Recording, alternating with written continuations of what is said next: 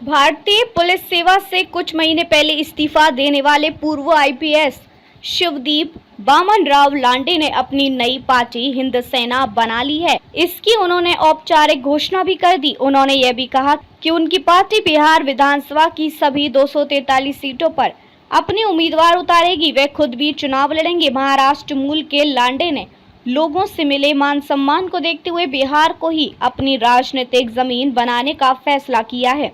इसके साथ ही कयास लगने लगे हैं कि तेज तर्रार आईपीएस लांडे के मैदान में उतरने का कितना नफा नुकसान किसे होगा।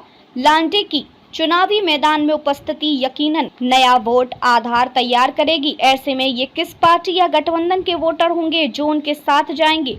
शिवदीप लांडे ने कहा कि वे युवाओं को लेकर राजनीति करेंगे, उनके हित के लिए संघर्ष करेंगे।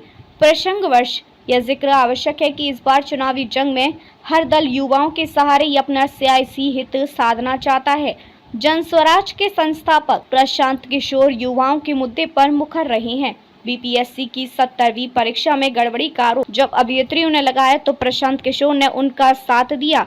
पूर्व डिप्टी सीएम और आरजेडी नेता तेजस्वी यादव भी अपना ध्यान रोजगार नौकरी के नाम पर युवकों को ही साधने की कोशिश कर रहे हैं। जेडीयू के नेता और सीएम नीतीश कुमार भी नौकरियां बांटकर युवाओं को अपनी ओर लाने का लगातार प्रयास करते रहे हैं। चुनाव आयोग के आंकड़ों के मुताबिक बिहार में कुल मतदाताओं की संख्या 7.80 करोड़ है। इनमें 18 से 19 साल के सर्वाधिक कम उम्र के मतदाताओं की संख्या 8 लाख है। युवा में शुमार 30 से 39 आयु वर्ग के मतदाताओं की संख्या 2.4 करोड़ है। सबकी निगाहें इन्हीं युवा वोटरों पर है जो कुल मतदाताओं में तकरीबन चौथाई की हिस्सेदारी रखते हैं। युवा ही वह तबका है जिसे पढ़ाई और नौकरी के लिए 2-4 होना पड़ रहा है। हालांकि पढ़ाई और नौकरी के मामले में दूसरे राज्यों के मुकाबले बिहार काफी आगे दिखता है, लेकिन अब भी सबको इसमें स्कोप दिखाई दे रहा है। चुनावी मैदान में ताल ठोकने की शिवदीप लांडे की घोषणा के साथ ही ये चर्चा शुरू हो गई है कि वे किसे नुकसान पहुंचाएंगे।